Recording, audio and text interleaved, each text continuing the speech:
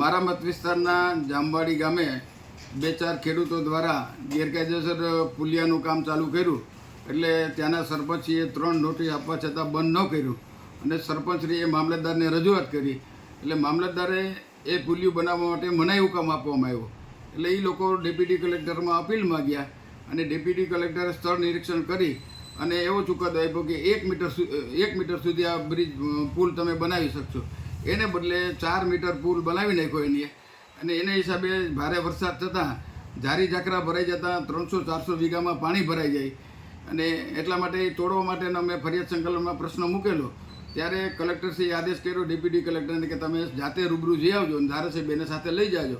એટલે ધારાસભ્ય, હું અને મામલતદાર ત્રણેય ગયા હતા અને આપના કાર્યકર ત્યાં આવી અને મારી સામે દલીલ કરતા હતા.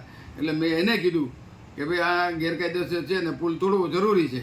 એટલે બોલાચાલી થઈ છે ને સામાન્ય જે કંઈ રૂટિનમાં અમારો શબ્દ વપરાણા હોય એ રૂટિન શબ્દો છે આ વિસ્તાર માટે. કોઈ ગાળું બોલ્યો નથી કોઈને.